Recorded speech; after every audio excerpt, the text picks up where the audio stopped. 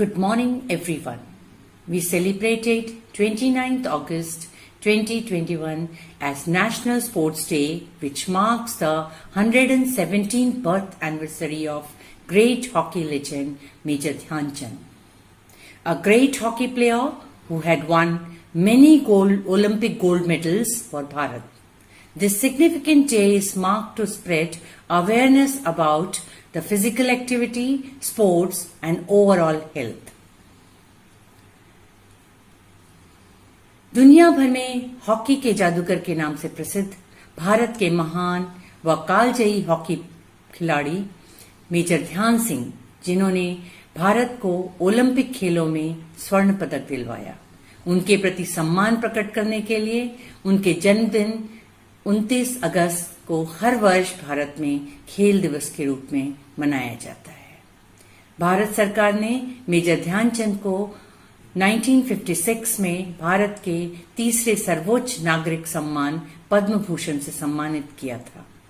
इसलिए उनके जन्मदिन यानी 29 अगस्त को भारत में राष्ट्रीय खेल दिवस के रूप में मनाया जाता है। At the onset of the celebration, I invite Shri B.S. Tomar sir to speak about the importance on National Sports Day of India, physical and health education, and also a brief introduction of great hockey wizard Major Dhyan Chand. Shri B.S. Tomar sir.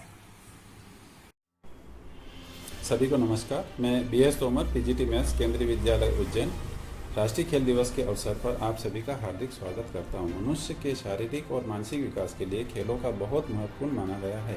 वह व्यक्ति जो कोई खेल खेलता है हमेशा स्वस्थ रहता है। भारत में कई खेल महापुरुष रहे हैं, जैसे उड़ानपुरी के नाम से मशहूर पीटी उषा, मास्टर ब्लास्टर के नाम से मशहूर सचिन तेंदुलकर और हॉकी के जादूगर के नाम से मशहूर मेजर ध्यानचंद। 29 अगस्त को भारत में राष्ट्रीय खेल दिवस मनाया जाता है। यह मेजर ध्यानचंद का जन्मदिन के अलावा देश को फिट और स्वस्थ रहने के महत्व के प्रति शिक्षित बनाने का एक विशेष अवसर है। खेल देश का एक अभिन्न अंग बन गए हैं। इस दिन और शायद हर दिन हमें भी खिलाड़ियों की उपलब्धियों और सफलताओं का जश्न मनाना चाहिए। इस राष्ट्रीय खेल दिवस का होना बहुत महत्वपूर्ण है। इस देश में युवाओं के लिए समय की मांग है कि वे फिट और स्वस्थ रहें। यही जागरूकता फैलाई जाती है। इसके अलावा प्रत्येक मनुष्य के जीवन में खेल और दैनिक गतिविधियों का महत्व भी एक महत्वपूर्ण पहलू है। राष्ट्रीय खेल दिवस भी राष्ट्रीय स्तर पर बड़े पैमाने पर मनाया जाता है। यह हर साल राष्ट्रपति भवन में आयोजित किया जाता है। यहाँ उन सभी संबंधित विजेताओं को राष्ट्रीय खेल पुरस्कार प्रदान किया जाता है जिन्होंने पूरी दुनिया में भारत के तिरंगे झंडे के मूल्य को बढ़ाया है। इस दिन भारत के राष्ट्रपति खेल रत्न, अर्जुन पुरस्कार, द्रोणाचार्य पुरस्कार और ध्यानचंद पुरस्कार सहित कई खेल पुरस्कारों को प्रमुख खेल हस्तियों को सम्मानित करते हैं। 29 अगस्त हॉकी के दिग्गज मेजर ध्यानचंद की जयंती है, जिन्हें देश के सर्वकालिक महान हॉकी खिलाड़ी के रूप में माना जाता है। अपने जादुई स्पर्श, शानदार नियंत्रण, रचनात्मकता और असाधारण गोल स्कोरिंग के कारनामों के कारण मेजर ध्यानचंद को द विजार्ड के रूप में जाना जाता है। चंद ने भारतीय हॉकी को अपने अतिरिक्त कौशल के तहत और अधिक ऊंचाइयों तक ले जाने में महत्वपूर्ण भूमिका निभाई थी। भारत में खेल और खेलों में आजीवन उपलब्धियों के लिए मेजर ध्यानचंद को कई सर्वोच्च खेल पुरस्कार से सम्मानित किया गया। यह केवल खेल के महत्व पर जागरूकता फैलाने के बारे में नहीं है। यह दिन भारत के समृद्ध खेल इतिहास एवं संस्कृति में मेजर ध्यानचंद की उपलब्धियों और योगदान पर भी प्रकाश डालता है।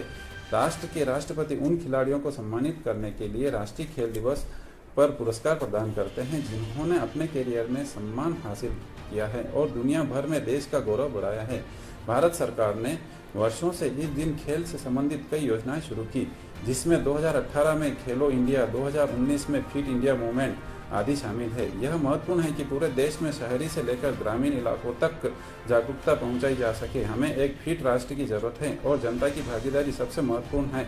ओलंपिक हो या पैरा ओलंपिक हो या अन्य विश्व स्तरीय प्रतियोगिताएं, देश में इतनी सारी प्रतिभाएं आगे आने और खेल करियर में अपना भविष्य बनाने के रूप में अपना पथ लेना चाहते हैं। यह देखकर बहुत अच्छा लगता है। खेल हम सभी को एकजुट करते हैं। अब मेजर ध्यानचंद के बारे में हम और कुछ चर्चा करते हैं। 29 अगस्त 1905 को जन्मे ध्यानचंद एक असाधारण भारतीय हॉकी खिलाड़ी थे। उनकी जयंती को राष्ट्रीय खेल दिवस के रूप में मनाया जाता है। महान गोल करने वाले करतब वह आगे चलकर अब तक के सबसे महान खिलाड़ियों में से एक बन गए। उन्होंने 1928, 1932 और 1936 में भारत के लिए 3 ओलंपिक स्वर्ण पदक अर्जित किए। कहने की जरूरत नहीं है कि इस युग के दौरान भारत हॉकी के मैदानों पर शासन करने वाले सर्वश्रेष्ठ देशों में से एक था। प्यार से द विजार्ड और द मैजिशियन कहे जाने वाले ध्यानचंद ने अपने सक्रिय वर्षों के दौरान कई लोगों के दिलों पर राज किया। उन्होंने अपने अंतर्राष्ट्रीय कैरियर के दौरान 185 मैच में कुल 570 गोल किए। उन्हें 1956 में भारत सरकार द्वारा पद्म भूषण से सम्मानित किया गया था, जो हमारे देश का तीसरा सबसे बड़ा नागरिक पुरस्कार है। वास्तव में बड़ा होने के दौरान उनके खेलों के प्रति कोई गंभीर झुकाव नहीं था, लेकिन जब वह 1922 में 17 साल की उम्र में ब्रिटिश भारतीय सेना में शामिल हुए तो उन्होंने हॉकी के प्रति प्यार और समर्पण धीरे धीरे बढ़ता गया। ध्यानचंद चांद के निकलने का इंतजार करते थे ताकि हॉकी का अभ्यास कर सके। खेल के प्रति उनका जुनून उन्हें 1922 और 1926 के बीच कई सेना हॉकी टूर्नामेंट और रेजिमेंटल खेलों में ले गया। उनके कौशल को देखते हुए अधिकारियों ने भारतीय सेना की टीम में शामिल करने का फैसला किया, जिसने पूर्वोत्तर का दौरा किया। टीम ने 18 मैच जीतकर कई भारतीयों का दिल भी जीता। तब ध्यानचंद को 1927 में लांस नायक के पद पर पदोन्नत किया गया। इस समय के दौरान भारतीय टीम इंडियन हॉकी फेडरेशन बनाने और 1928 एम्स्टर्डम ग्रीष्मकालीन ओलंपिक में भारत का प्रतिनिधित्व करने के लिए सर्वोत्तम संभव खिलाड़ियों की तलाश कर रही थी। ध्यानचंद की असाधारण गोल स्कोरिंग क्षमताओं ने अधिकारियों को उन्हें टीम में शामिल करने के लिए राजी कर लिया। इसने उनके अंतर्राष्ट्रीय ओलंपिक कैरियर को जन्म दिया और वह उच्चतम स्तर हासिल करने के लिए आगे बढ़े। एम्स्टर्डम स्थित टूर्नामेंट में फाइनल में भारत ने मेजबान नीदरलैंड के खिलाफ 3-0 से जीत दर्ज की। द मैजिशियन कुल 5 मैचों में 14 गोल के साथ श्रृंखला का श्रेष्ठ स्कोरर था। यह हॉकी का खेल नहीं बल्कि जादू का खेल है। ध्यानचंद वास्तव में हॉकी के जादूगर है। एक समाचार रिपोर्ट में कहा गया है, यही वजह है कि उन्हें अक्सर हॉकी का जादूगर कहा जाता है। फिर अगले अंतर्राष्ट्रीय ओलंपिक का समय आया और यह कोई ब्रेनर नहीं था कि नायक ध्यानचंद भारतीय टीम में होने वाले थे। 1926 में लॉस एंजलिस में हुए ओलंपिक में ध्यानचंद ने एक बार फिर भारत के बड़े गोल दागे। फाइनल में भारत ने मेजबान अमेरिका के खिलाफ खेला और विश्व रिकॉर्ड उस समय 24-1 के स्कोर के साथ जीता। इस टूर्नामेंट में भारत को भाई रूप सिंह के साथ भारत द्वारा बनाए गए कुल 35 गोलों में से 25 गोल करने के लिए सम्मानित किया गया, जिसने अब उन्हें देश का हॉकी ट्विंस बना दिया। भारत लौटने पर उन्होंने भारतीय सेना के साथ अपने कर्तव्यों को फिर से शुरू किया। जब 1936 के ओलंपिक करीब थे तो ध्यानचंद ने एक बार फिर बिना किसी औपचारिकता के भारतीय टीम में चुन लिया गया। इस बार टीम 1936 बर्लिन ओलंपिक के लिए मार्सेले में की यात्रा कर रही थी। इस बार फाइनल में भारत का सामना जर्मनी से हुआ। फाइनल में भारत काफ़ी घबराया हुआ था क्योंकि उसे आखिरी बार जर्मनी के खिलाफ हार का सामना करना पड़ा था। सभी को हैरानी में डालते हुए इस बार भारत ने जर्मनी के खिलाफ 8-1 से जीत दर्ज की। मेजर ध्यानचंद ने अपने पूरे कैरियर में लगभग 1000 गोल करते हुए 1926 से 1948 तक अपने कैरियर में 400 से अधिक अंतर्राष्ट्रीय गोल किए। ऐसे महान खिलाड़ी को सच्ची श्रद्धांजलि देने के लिए भारत सरकार ने 2012 में उनके जन्मदिन को राष्ट्रीय खेल दिवस के रूप में मनाने का फैसला किया।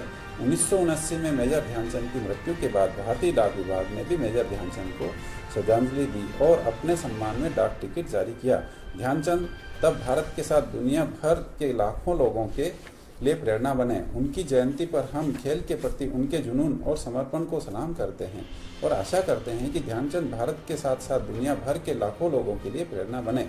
अब हम मेजर ध्यानचंद को आखिरी हॉकी का जादूगर क्यों कहा जाता है, इससे संबंधित एक वीडियो देखेंगे। किसी खिलाड़ी की महानता को नापने का सबसे बड़ा पैमाना है कि उसके साथ कितनी किंवदंतियां जुड़ी हुई हैं। इस हिसाब से तो मेजर ध्यानचंद का कोई जवाब नहीं था। हॉलैंड में लोगों ने उनकी हॉकी स्टिक तोड़वा कर देखी थी कि कहीं उसमें चुंबक तो नहीं लगा है। जापान के लोगों को अंदेशा था कि उन्होंने अपनी स्टिक में गोंद लगा रखी है। हो सकता है कि इनमें से कुछ बातें बढ़ा चढ़ा कर कही गई हों, लेकिन अपने जमाने में इस खिलाड़ी ने किस हद तक अपना लोहा मनवाया था, इसका अंदाजा इस बात से लगाया जा सकता है कि वियना के स्पोर्ट्स क्लब में उनकी एक मूर्ति लगाई गई थी जिसमें उनके 4 हाथ और उनमें 4 स्टिकें दिखाई गई। मानो वो कोई देवता हो। पूर्व ओलंपियन कमांडर नंदी सिंह ने बीबीसी से बात करते हुए कहा था, अब दुनिया कहती है जी उनके हॉकी के साथ बॉल जो है चिपक जाता था। वो एक ऐसे प्लेयर थे जो कि बॉल को अपने पास रखते ही नहीं थे। ये गलत ख्याल है कि वो बहुत ड्रिबलिंग करते थे। वो बिल्कुल ड्रिबल नहीं करते थे। वो एकदम पास देते थे, सही पास देते थे और एक इंच का मिना हुआ पास देते थे, जो कि आगे जिसको देना है पास, जिसको रिसीव करना है उसको कोई तकलीफ ना हो, उसके राइट फुट के सामने बॉल खड़ा हो और वो आगे लेके भागे। उनकी जो काबिलियत थी वो सबसे अच्छी वो थी गोल स्कोरिंग। किसी भी एंगल से वो गोल स्कोर कर सकते थे, कहीं भी हो। उन्होंने बॉल जो है वो जैसा ऐसे है कि जो दो पोल हैं उनके दिमाग में गड़े हुए और उनके बीच में से बॉल जाना है। उनकी स्कोरिंग पावर बहुत ही अच्छी। ध्यानचंद की सौम्यता और नेक नियति के सभी कायल थे। ध्यानचंद की पत्नी स्वर्गीय जानकी देवी ने एक बार बीबीसी को उनके बारे में एक दिलचस्प किस्सा सुनाया। कलकत्ता गए खेलने को तो एक सीजन में उनको सर में हॉकी मार दिया।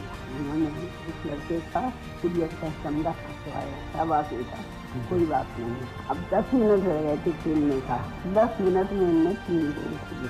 तो कहने लगे मैंने बदला ले लिया। 1936 के बर्लिन ओलंपिक में उनके साथ खेले और बाद में पाकिस्तान के कप्तान बने आईएनएस दारा ने वर्ल्ड हॉकी के एक अंक में लिखा था, ध्यान के पास कभी भी तेज गति नहीं थी, बल्कि वो धीमा ही दौड़ते थे, लेकिन उनके पास गैप को पहचानने की गजब की क्षमता थी। बाएं फ्लैंक में उनके भाई रूप सिंह और दाएं फ्लैंक में मुझे उनके बॉल डिस्ट्रीब्यूशन का बहुत फायदा मिला। डी में घुसने के बाद वो इतनी तेजी से शॉट लगाते थे कि दुनिया के बेहतरीन से बेहतरीन गोलकीपर के लिए भी कोई मौका नहीं रहता था। 2 बार के ओलंपिक चैंपियन रहे केशव दत्त ने एक बार हमें बताया था कि बहुत से लोग उनकी मजबूत कलाइयों और ड्रिबलिंग के कायल थे, लेकिन उनकी असली प्रतिभा उनके दिमाग में थी। वो उस ढंग से हॉकी के मैदान को देख सकते थे जैसे शतरंज का खिलाड़ी चेस बोर्ड को देखता है। उनको बिना देखे ही पता होता था कि मैदान के किस हिस्से में उनकी टीम के खिलाड़ी और प्रतिद्वंदी मूव कर रहे हैं। याद कीजिए 1986 के विश्व कप फुटबॉल का फाइनल, माराडोना ने बिल्कुल ब्लाइंड एंगल से बिना आगे देखे 30 गज लंबा पास दिया था, जिस पर बुरुचागा ने विजयी गोल दागा था। किसी खिलाड़ी की संपूर्णता का अंदाजा इसी बात से होता है कि वो आंखों पर पट्टी बांधकर भी मैदान की ज्योमेट्री पर महारत हासिल कर पाए। केशव दत्त का कहना है, जब हर कोई सोचता था कि ध्यानचंद शॉट लेने जा रहे हैं, वो गेंद को पास कर देते थे, इसलिए कि वो स्वार्थी नहीं थे, जो कि वो नहीं थे, बल्कि इसलिए कि विरोधी उनके इस मूव पर हतप्रभ रह जाएं। जब वो इस तरह का पास आपको देते थे तो जाहिर है आप उसे हर हाल में गोल में डालना चाहते थे। 1947 के पूर्वी अफ्रीका दौरे में उन्होंने केडी सिंह बाबू को गेंद पास करने के बाद अपने ही गोल की तरफ मुंह मोड़ लिया और बाबू की तरफ देखा तक नहीं। बाद में उनसे जब उनकी इस अजीब हरकत का कारण पूछा गया तो उनका जवाब था, अगर उस पास पर भी बाबू गोल नहीं मार पाते तो उन्हें मेरी टीम में रहने का कोई हक नहीं था। केजी कक्कड़ अपने जमाने के नामी कमेंटेटर और हॉकी खिलाड़ी थे। एक बार उन्होंने बीबीसी को पाकिस्तान में ध्यानचंद की लोकप्रियता का एक दिलचस्प किस्सा सुनाया। अफगानिस्तान में अगस्त के महीने में जश्न आज़ादी मनाया जाता है। मुझे 2 दफा मौका मिला कि मैं उस जश्न में शामिल हूँ। पहले 1949 में, जबकि भारत की इंडियन हॉकी फेडरेशन की टीम अफगानिस्तान गई हुई थी, और दूसरी दफा 1952 में, जबकि उन्होंने दादा ध्यानचंद को बुलाया हुआ था एज चीफ गेस्ट। ये जो जर्नी थी 1952 की, वो हमने दिल्ली से पेशावर तक बाई ट्रेन की, और लाहौर पर जब हम आए वो पाकिस्तान का हिस्सा बन चुका था, तो इतना हजूम था कि वहाँ के जो प्लेटफॉर्म टिकट थे वो खत्म हो गए। हर एक चाहता था कि वो दादा ध्यानचंद से मिले। और आप अगर जानते हैं कि दादा ध्यानचंद पंजाब रेजिमेंट में थे, और सारी हॉकी उन्होंने पंजाब रेजिमेंट की तरफ से जेल में ही खेली, तो वहाँ के लोग जो थे वो दीवाने थे, फिदा थे, वो चाहते थे कि इस व्यक्ति के हम दर्शन करें। और जब वो गाड़ी पेशावर पहुंची, जो कि आखिरी पाकिस्तान का रेलवे डेस्टिनेशन है, तो वो गाड़ी 3 घंटे लेट थी, और हमारे पास कितना खाना था मुझे मालूम नहीं, तो उस खाना को डिस्पोज करते हुए हमें बहुत मुश्किल हुई। 1936 के ओलंपिक खेल शुरू होने से पहले एक अभ्यास मैच में भारतीय टीम जर्मनी से 4-1 से हार गई। ध्यानचंद ने अपनी आत्मकथा गोल में लिखा, जब तक मैं जीवित रहूंगा इस हार को कभी नहीं भूलूंगा। इस हार ने हमें इतना हिलाकर रख दिया कि हम पूरी रात सो नहीं पाए। हमने तय किया कि इनसाइड राइट पर खेलने के लिए आईएनएस दारा को तुरंत भारत से हवाई जहाज से बर्लिन बुलाया जाए। जर्मनी के खिलाफ फाइनल मैच 14 अगस्त 1936 को खेला जाना था, लेकिन उस दिन बहुत बारिश हो गई, इसलिए मैच अगले दिन यानी 15 अगस्त को खेला गया। मैच से पहले मैनेजर पंकज गुप्ता ने अचानक कांग्रेस का झंडा निकाला, उसे सभी खिलाड़ियों ने सैल्यूट किया। उस समय तक भारत का अपना कोई झंडा नहीं था, वो एक गुलाम देश था, इसलिए यूनियन जैक के तले ओलंपिक खेलों में भाग ले रहा था। बर्लिन के हॉकी स्टेडियम में उस दिन 40,000 लोग फाइनल देखने के लिए मौजूद थे। देखने वालों में बड़ौदा के महाराजा और भोपाल की बेगम के साथ साथ जर्मन नेतृत्व के चोटी के लोग मौजूद थे। हाफ टाइम तक भारत सिर्फ एक गोल से आगे था। इसके बाद ध्यानचंद ने अपने स्पाइक वाले जूते उतारे और नंगे पांव खेलने लगे। इसके बाद तो गोलों की झड़ी लग गई। दारा ने बाद में लिखा, 6 गोल खाने के बाद जर्मन रफ हॉकी खेलने लगे। उनके गोलकीपर की हॉकी ध्यानचंद के मुंह पर इतनी जोर से लगी कि उनका दांत टूट गया। उपचार के बाद मैदान में वापस आने के बाद ध्यानचंद ने खिलाड़ियों को निर्देश दिए कि अब कोई गोल नहीं मारा जाए, सिर्फ जर्मन खिलाड़ियों को ये दिखाया जाए कि गेंद पर नियंत्रण कैसे किया जाता है। इसके बाद हम बार बार गेंद को जर्मन डी में ले जाते और फिर गेंद को बैक पास कर देते। जर्मन खिलाड़ियों को समझ में ही नहीं आ रहा था कि ये हो क्या रहा है। भारत ने जर्मनी को 8-1 से हराया और उसमें 3 गोल ध्यानचंद ने किए। ध्यानचंद के पुत्र और म्यूनिक ओलंपिक में कांस्य पदक विजेता अशोक कुमार ने बीबीसी को बताया, 72 की बात है, मैं प्रैक्टिस करने के लिए वहाँ पर हमारी टीम मौजूद थी ग्राउंड के ऊपर और हम लोग प्रैक्टिस कर रहे थे। तो एकाएक मैंने देखा कि एक स्ट्रेचर के ऊपर एक शख्स चले आ रहे हैं, लोग उनको लेके आ रहे हैं। तो उन्होंने पूछा, इंक्वायर किया कि अशोक कुमार कौन है, तो उन्होंने पता तो मुझसे मिलने आए और उसके बाद वो इतने भावपूर्ण तरीके से उन्होंने मुझसे बातें करी ध्यानचंद के बारे में। और उस टाइम की कटिंग्स जो 36 की कटिंग्स जर्मन में निकली थी वो उन्होंने मुझे दिखाई और एक बंडल जो था वो पूरा दिखाया कि ये तुम्हारे पिताजी Dhyan Chand, father, your father was like this, like that, छोटी अंग्रेजी में, बट आई कुड अंडरस्टैंड क्या कहना चाहते हो। तो ध्यानचंद के अंदर ऐसी क्या खास बात रही होगी उस जमाने में, 36 में ब्रिटिश आर्मी में रहे और सिपाही से मेजर के पद तक पहुंचे, ये भी एक बहुत बड़ी बात उस जमाने में, जबकि हम गुलाम देश के निवासी थे। लेकिन उन्होंने भी उतनी महत्ता दी उनको कि एक मामूली सिपाही को उन्होंने एक ऑनरी मेजर का पद दिया। भारत लौटने के बाद ध्यानचंद के साथ एक मजेदार घटना हुई। फिल्म अभिनेता पृथ्वीराज कपूर ध्यानचंद के फैन थे। एक बार मुंबई में हो रहे एक मैच में वो अपने साथ नामी गायक कुंदनलाल सहगल को ले आए। ध्यानचंद पर लिखी एक किताब में निकेत भूषण लिखते हैं, हाफ टाइम तक कोई गोल नहीं हो पाया। सहगल ने कहा कि उन्होंने दोनों भाइयों का बहुत नाम सुना है। मुझे ताज्जुब है कि आप में से कोई आधे समय तक एक गोल भी नहीं कर पाया। रूप सिंह ने तब सहगल से पूछा कि क्या हम जितने गोल मारें उतने गाने हमें आप सुनाएंगे। सहगल राजी हो गए। दूसरे हाफ में दोनों भाइयों ने मिलकर 12 गोल दागे, लेकिन फाइनल विसिल बजने से पहले सहगल स्टेडियम छोड़कर जा चुके थे। अगले दिन सहगल ने अपने स्टूडियो तक आने के लिए ध्यानचंद के पास अपनी कार भेजी, लेकिन जब ध्यानचंद वहां पहुंचे तो सहगल ने कहा कि गाना गाने का उनका मूड उखड़ चुका है। ध्यानचंद बहुत निराश हुए कि सहगल ने नाहक ही उनका समय खराब किया। लेकिन अगले दिन सहगल खुद अपनी कार में उस जगह पहुंचे जहां उनकी टीम ठहरी हुई थी और उन्होंने उनके लिए 14 गाने गाए। ना सिर्फ गाने गाए बल्कि उन्होंने हर खिलाड़ी को एक एक घड़ी भी भेंट की। जब दिल ही टूट गया, जब दिल ही टूट गया, हम जी के क्या करेंगे, हम जी के क्या करेंगे, जब दिल ही टूट गया, जब दिल ही टूट गया। Rehan Fazal, BBC, Delhi. Due to his extraordinary skill, he is remembered as a legendary figure in Bharatiya hockey and world hockey. During his sport career, he has won 3 Olympic medals and also received Padma Bhushan Award.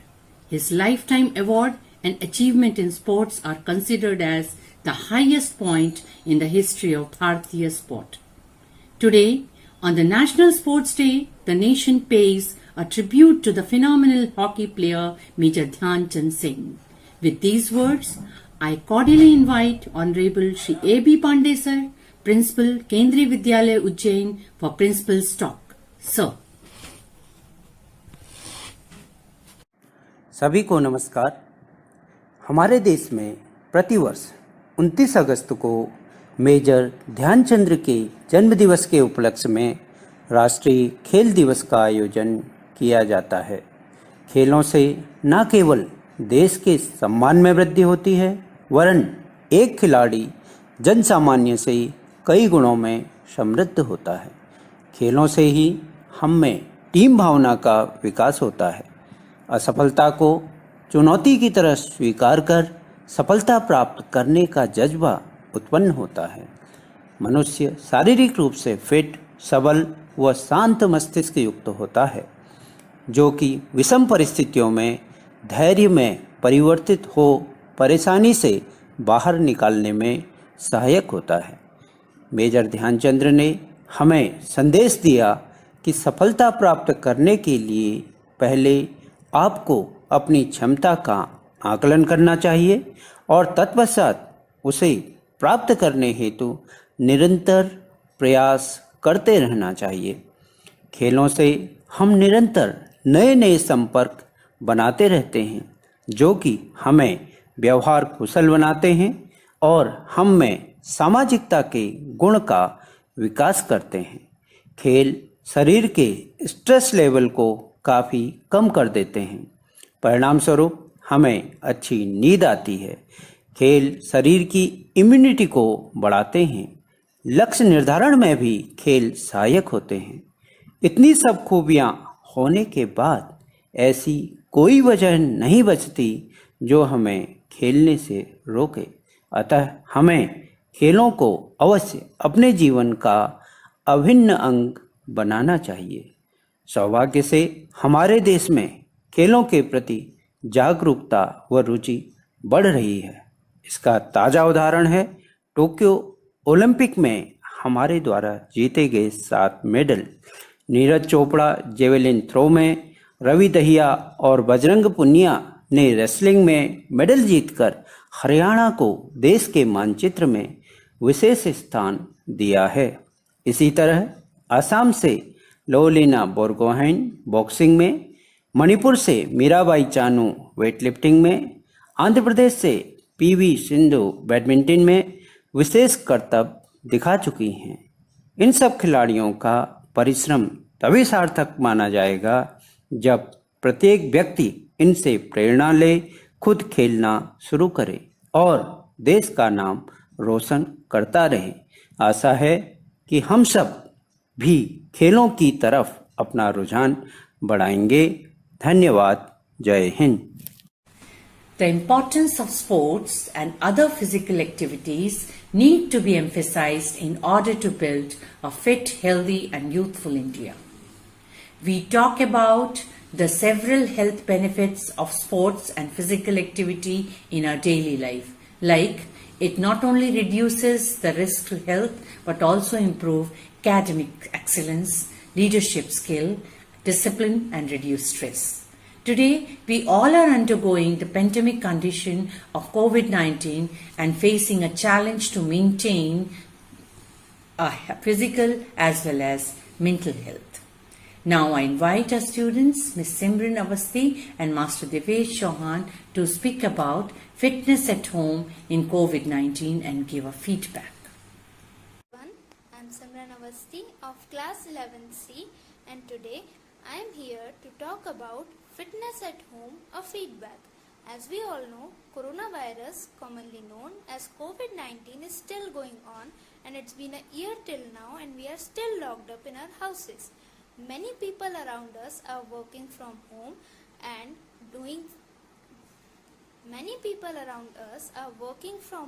and attending online schools, which means sitting down at a particular place for a long period of time.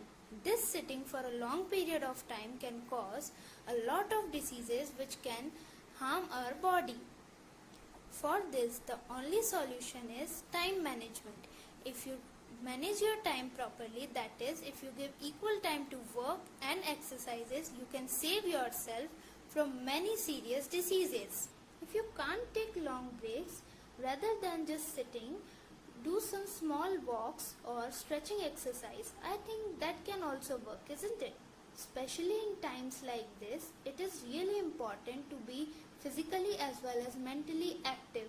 Doing physical exercises not only boosts immunity and keeps us fit, but also refreshes our mind. My preference, if you say, I would prefer bicycle for shorter routes as it is pollution free and also keeps me fit. Sometimes I would prefer dancing also, and skipping rope is also a good example for physical activities. Cleaning your houses like doing mopping, brooming और sweeping etcetera are also good. नमस्कार आप सभी को, मेरा नाम दिव्येश सिंह चौहान है। मैं कक्षा 11वीं अ का छात्र हूँ। केंद्रीय विद्यालय संगठन से आपके सामने प्रस्तुत हुआ हूँ एक बहुत ही महत्वपूर्ण विषय पर, और उस विषय का मुझे नाम लेने की ज़रूरत नहीं है, वे आप सब जानते हैं और मैं भी जानता हूँ। वो है कोरोना। कोरोना की वजह से पूरी दुनिया में जो त्रासदी फैली है उससे हम अच्छी तरीके से वाकिफ़ हैं। हम जानते हैं कि हम कोरोना की वजह से घर से काम करते हैं, ऑनलाइन काम करते हैं। बच्चों की जो पढ़ाई है वो भी ऑनलाइन चलती है। जिन लोगों की जॉब है वे लोग भी घर से ऑनलाइन वर्क फ्रॉम होम काम करते हैं। तो हमें पता है कि जितने भी लोग हैं वो घर से काम करते हैं, लेकिन उनकी फ़िज़िकल फिटनेस बिल्कुल भी नहीं है, जिसकी वजह से ये फ़िज़िकल फिटनेस ना होने की वजह से वो उनके मेंटली भी उनके दिमाग पर प्रेशर डालता है। और जब हम फिज़िकल फिट होते हैं तो हम मेंटली भी फिट होते हैं। हमें पता है कि हम कोरोना से कितनी बुरी तरीके से ग्रसित हैं। जब हम घर में रहते हैं तो हमें अपना जो समय है वो अपने परिवार वालों के साथ व्यक्त करना चाहिए, और यही नहीं, हमें बाहर भी जाना चाहिए और हमें फ़िज़िकल फिटनेस को बनाया जाए। फ़िज़िकल फिटनेस को बनाने के लिए हमारे पास कई रास्ते हैं। हम योगा कर सकते हैं, हम क्रिकेट खेल सकते हैं, फुटबॉल खेल सकते हैं, साइकिलिंग कर सकते हैं, रनिंग कर सकते हैं, जॉगिंग कर सकते हैं। ऐसे अन्य कई ऐसी एक्टिविटीज़ है जिसमें हम इन्वॉल्व होकर अपने आप को फ़िज़िकल फिट बना सकते हैं। क्योंकि अगर हम फिज़िकल फिट नहीं होंगे तो हमारा जो मानसिक तनाव है वो बिल्कुल भी कम नहीं होगा। आज हम देख रहे हैं कि जिस तरीके से कोरोना अब थोड़ा थोड़ा बीच में जा रहा है, और उसकी वजह से हमारे पास ये बहुत अच्छी अपॉर्चुनिटी है कि हम बाहर जाकर हम फिज़िकल फिट रहें। हम साइकिलिंग कर सकते हैं, वॉकिंग कर सकते हैं, और योगा तो बहुत ही ज़्यादा ज़रूरी है, क्योंकि जो लोग बाहर नहीं जा सकते वो घर में भी योगा करके फिज़िकली फिट रह सकते हैं, जिसकी वजह से उनके मानसिक तनाव कम होगा। आज हम जानते हैं कि कई लोग ऐसे हैं जो घर पे रहते हैं जिनका दिमाग बिल्कुल डिप्रेशन में जा चुका है। वे लोग बिल्कुल भी इस चीज़ को समझ नहीं रहे हैं, और ये बात बहुत ज़रूरी है कि जब तक हम फिज़िकल फिट नहीं होंगे तब तक हम बिल्कुल भी इस स्टेज से आगे नहीं जा सकते। इसलिए हमें खुद को फिज़िकल फिट करना होगा। फिज़िकल फिट करने के बहुत सारे रास्ते मैंने आपको अभी बताए। सबसे ज़्यादा प्रभावी रास्ता योगा है। योगा से भी आप बहुत ही अच्छे से घर पे बैठे भी आप योगा से अपने आप को फिज़िकली फिट कर सकते हैं। और फिज़िकल एक्सरसाइज से ही नहीं आप फिज़िकल फिट हो सकते हैं, आप फिज़िकल फिट हो सकते हैं अच्छा खाना खा के।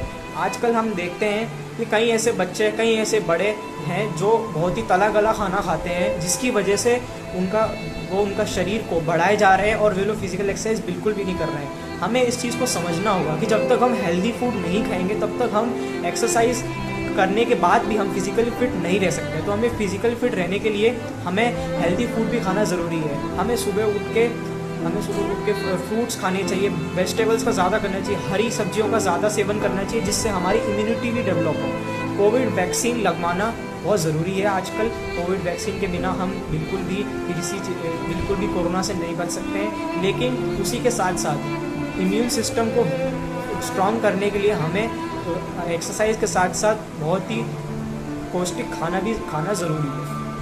और जैसा कि हम सब लोग जानते हैं कि धीरे धीरे जो स्कूल्स है वो भी धीरे धीरे खुलने लग गए हैं, तो हमें स्कूल जाना चाहिए, क्योंकि जब तक हम स्कूल भी नहीं जाएंगे तब तक हमारा मानसिक तनाव भी कम नहीं होगा। हमें पूरी सावधानी के साथ, जब भी हम कहीं बाहर जाते हैं तो हमें पूरी सावधानी के साथ मास्क, सैनिटाइज़र और दूसरी अन्य चीज़ों का, अन्य प्रोटोकॉल्स का पालन करना चाहिए, ताकि हम उससे खुद को और दूसरों को भी बचा सकें। और कई ऐसे रास्ते हैं जिससे हम खुद को फिज़िकली फिट बना सकते हैं। कई बार ये भी होता है कि हम सोचते हैं फिज़िकल फिटनेस करने के लिए, लेकिन हमारे खुद से हम मेंटली बिल्कुल भी स्ट्रॉन्ग नहीं हो पाते हैं, जो हमारे लिए बिल्कुल भी सही नहीं है। मेंटली स्ट्रॉन्ग होने के लिए फिज़िकली फिट होना ज़रूरी है। और हम देखते हैं कि कई ऐसे लोग हैं जो सुबह सुबह वॉकिंग पे जाते हैं, जॉगिंग पे जाते हैं, जिससे वो अपने आप को इस तनाव से दूर कर रहे हैं। तो मेरी आपसे यही गुजारिश है कि आप भी धीरे धीरे करके आप स्कूल जाएं, एकदम सावधानी से जाएं, दूसरों को भी बचाएं, खुद भी बचें, और आप घर पे भी रहकर कई ऐसी अन्य एक्सरसाइज है जो करके आप फिजिकली फिट हो सकते हैं। आप बाहर जा सकते हैं, आप भले ही अपने दोस्तों के साथ या किसी व्यक्ति के साथ आप फिजिकल एक्सरसाइज ना करके भी अकेले भी कर सकते हैं। आप क्रिकेट भी खेल सकते हैं, फुटबॉल भी खेल सकते हैं, बास्केटबॉल भी खेल सकते हैं। For children and adolescents, moderate to vigorous physical activity and exercise during the day are associated with elevations in self-esteem, improved concentration, reduction in depressive symptoms and improvement in sleep. इसके अलावा बहुत आवश्यक है कि बच्चों के बीच बचपन को फिर से वापस लाने शारीरिक गतिविधियों और मनोरंजक खेलों को शिक्षण पद्धति का अहम भाग बनाना। अध्यापकों और माता पिता को बेहतर स्वास्थ्य और तंदुरुस्ती के महत्व पर जागरूक करने के साथ साथ उन्हें हर दिन 1 घंटा खेलने के प्रति प्रोत्साहित किया जाना चाहिए। As the next event, I invite a very senior teacher, Shri Sandeep Pondrik sir, to highlight the concept of wellness through sports and about fit KVNs and SPSB in his talk. Pondrik sir. नमस्कार। सर्वप्रथम राष्ट्रीय खेल दिवस 2021 की आप सभी को शुभकामनाएं। हम सभी भाग्यशाली हैं कि हमें यह अवसर केंद्रीय विद्यालय संगठन द्वारा प्रदत्त किया गया कि हम इस खेल दिवस को वर्चुअल मोड में आयोजित कर खेल एवं स्वयं के फिटनेस के प्रति जागरूक रखें। प्रश्न यह है कि पोस्ट कोविड सिचुएशन में हमें हमारा स्वास्थ्य और बेहतर रखना है। चार्ल्स डार्विन की थ्योरी फिटेस्ट टू सर्वाइवल लगता है पुनः सत्य प्रतीत हो रही है। हम बॉलीवुड के एक्टर अक्षय कुमार को लें या फेमस फुटबॉलर क्रिस्टियानो रोनाल्डो,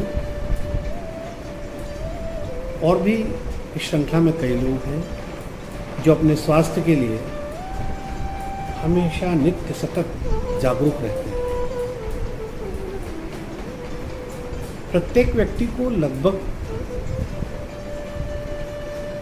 औसतन हर दिन 1 घंटा अपने स्वास्थ्य को देना चाहिए in the form of walking और साइकिलिंग और exercise, running, any sort of exercise.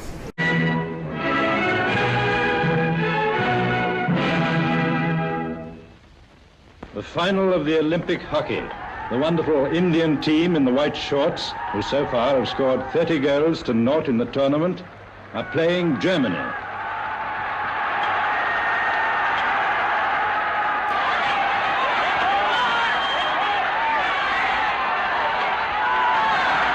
India score.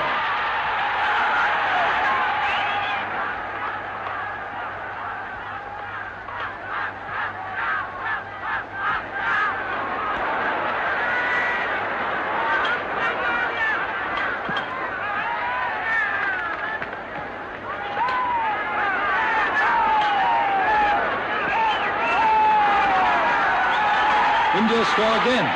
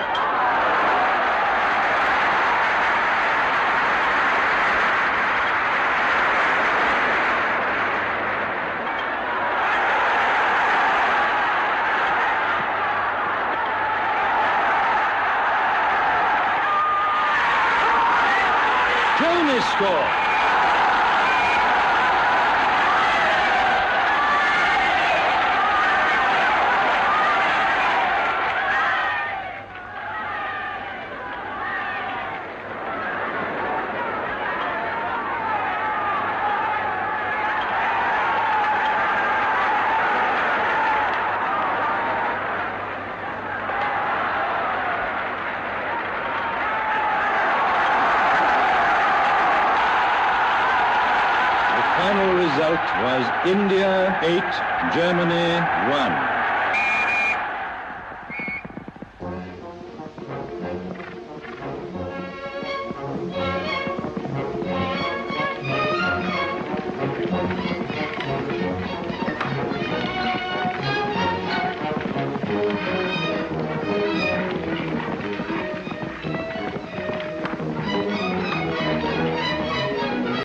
राष्ट्रीय खेल दिवस का महत्व बहुत अधिक है। यह न केवल इस दिन को सेलिब्रेट करने के बारे में है, बल्कि खेल और खेल की भावना का जश्न मनाने के बारे में है। यह उत्सव उस दिन के महत्व को समझने और खेलों के प्रति लोगों का ध्यान आकर्षित करने के लिए है। इस तरह के आयोजनों से विभिन्न प्रतियोगिताओं में भारतीय खिलाड़ियों के प्रदर्शन के बारे में जागरूकता पैदा होती है। राष्ट्रीय खेल दिवस का मुख्य उद्देश्य है खेलों के महत्व के बारे में जागरूकता बढ़ाना और मानव शरीर पर इसके लाभों को समझने के लिए लोगों का ध्यान आकर्षित करना है। On this occasion, let's watch a PowerPoint presentation on fitness staying at home.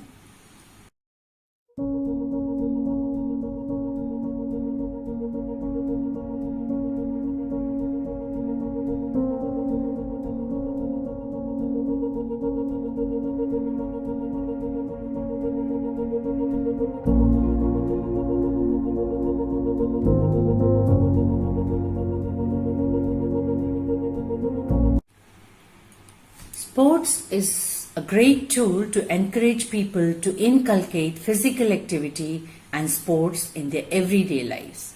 True sportsmanship is excellence in motion. I think sportsmanship is knowing that it is a game and that we all are only as good as our opponents. And whether you win or lose, to always give 100%. It does not matter how many times you get knocked down, but how many times you get up. It is your response to winning and losing that makes you winner or loser. Win or lose, do it fairly. Young minds are like sponges and they are looking for right input to soak it in. We cannot think of a person more suited for this to convey an inspirational speech. Today, we welcome this very eminent sports personality to inspire us all. शिक्षकगणों और प्यारे बच्चों, खेल दिवस के उपलक्ष्य में मैं इतना ही कहना चाहूँगा, खेलों में कोई भी शॉर्टकट नहीं होता है। जितनी मेहनत करोगे आप, उतनी सफलता मिलेगी। आप मुझे ही देखिए, बाहर होते हुए भी मैंने मेहनत करी, खूब खेला और आज की तारीख में वर्ल्ड चैम्पियन मेरे टेबल टेनिस का मेरा वर्ल्ड रिकॉर्ड है। इसलिए मैं जितना कहूँगा इतना ही कहना चाह रहा हूँ, खेलो, अच्छा खेलो, मेहनत से खेलो, दिल लगा के खेलो, कोई शॉर्टकट नहीं है खेलों में। जय हिंद। खेल को बढ़ावा देने के लिए 29 अगस्त को राष्ट्रीय खेल दिवस के रूप में मनाया जाता है। हॉकी के जादूगर कहे जाने वाले मेजर ध्यानचंद का इस दिन जन्म हुआ था। उन्हीं की जयंती के रूप में खेल दिवस मनाया जाता है। इस दिन खिलाड़ियों को पुरस्कार भी दिए जाते हैं। 2010 में मेरे द्वारा मलखम्ब की शुरुआत की गई थी, जिसमें मैंने कई राज्य एवं राष्ट्रीय प्रतियोगिता में सहभागिता ली एवं पदक अर्जित किए। उसी के आधार पर मध्य प्रदेश सरकार द्वारा मुझे प्रभात जोशी पुरस्कार से सम्मानित किया जा रहा है। ज़िंदगी में काफ़ी कठिनाइयाँ एवं उतार चढ़ाव आते हैं, जिसके कारण हमें कभी रुकना नहीं चाहिए। हमें एक अपना लक्ष्य तय करना चाहिए और उसी पर अटल रहना चाहिए। मेरी भी ज़िंदगी में काफ़ी उतार चढ़ाव आए हैं, लेकिन मैं अपने लक्ष्य पर अटल रही और उसी का कारण है कि आज मुझे इतने बड़े पुरस्कार से सम्मानित किया जा रहा है। Before we move towards the end of the program, may I congratulate the students for the winning participation in poster competition on this occasion. The first position is scored by Nandini Rajawat, 9th A. Second position goes to Devika Chavda, 8th B. And third position goes to Ekaksh Durve, 6th A. Congratulations to all. In the end, I invite Srimati Anjana Dhanraju, Vice Principal, Kendriya Vidyalaya Ujjain, to extend a formal vote of thanks. Ma'am, please. नमस्कार सभी को। आदरणीय प्राचार्य महोदय, सम्माननीय प्रधान अध्यापक महोदय, विद्वान शिक्षक साथीगण एवं प्यारे बच्चों, आप सभी को राष्ट्रीय खेल दिवस की हार्दिक शुभकामनाएं। पूरा देश हॉकी के इतिहास के सबसे बेहतरीन खिलाड़ी मेजर ध्यानचंद को याद कर 29 अगस्त उनके जन्म दिवस को राष्ट्रीय खेल दिवस के रूप में मनाता है। मेजर ध्यानचंद ने भारत को ओलंपिक में 3 गोल्ड दिलाए थे। यही कारण है कि उन्हें हॉकी का जादूगर भी कहा जाता है। मेजर ध्यानचंद ने भारतीय हॉकी को न केवल एक नई पहचान दिलाई, बल्कि खेल प्रेमियों और खिलाड़ियों को भी सदैव प्रेरित करते रहे। राष्ट्रीय खेल दिवस जीवन में खेलों के महत्व को समझाता है। केंद्रीय विद्यालय उज्जैन मेजर ध्यानचंद को याद कर राष्ट्रीय खेल दिवस पर वेबिनार आयोजित कर रहा है और इस वेबिनार को सफल बनाने में केंद्रीय विद्यालय परिवार के सभी सदस्यों का प्रयास सराहनीय रहा। सर्वप्रथम मैं आदरणीय प्राचार्य महोदय श्री A.B. पांडे जी का धन्यवाद ज्ञापन करना चाहती हूँ। महोदय द्वारा राष्ट्रीय खेल दिवस के महत्व और मेजर ध्यानचंद के जीवन पर प्रकाश डाला गया। उनके वक्तव्य ने खेलों के प्रति रुचि को फिर से जागृत किया। मैं आदरणीय Shri Harendra Tiwari, national player table tennis का भी धन्यवाद ज्ञापन करना चाहती हूँ। उनके द्वारा जो संदेश दिया गया वह हम सभी के लिए प्रेरणा स्रोत है। आज के कार्यक्रम को सफल बनाने में हमारे विद्यार्थियों का भी योगदान महत्वपूर्ण रहा। दिव्येश सिंह और सिमरन अवस्थी कक्षा 11वीं के द्वारा कोविड-19 के महामारी के दौरान घर पर रहकर स्वास्थ्य के प्रति जागरूकता के लिए किए गए प्रयास सराहनीय हैं एवं अन्य विद्यार्थियों के लिए प्रेरणा है। Shri B.S. Tomar PGT maths और श्री संदीप पौंडरिक PGT मैथ्स द्वारा राष्ट्रीय खेल दिवस के महत्व व खेल के माध्यम से फिटनेस और वेलनेस पर जो वक्तव्य दिया गया वह बहुत ही सराहनीय रहा और ज्ञानवर्धक रहा। उनके प्रयास ने आज के वेबिनार को सफल बनाने में योगदान दिया है। आज के वेबिनार को आप तक पहुंचाने में श्री राहुल नामदेव PGT CS का योगदान भी महत्वपूर्ण है, जिनके प्रयासों से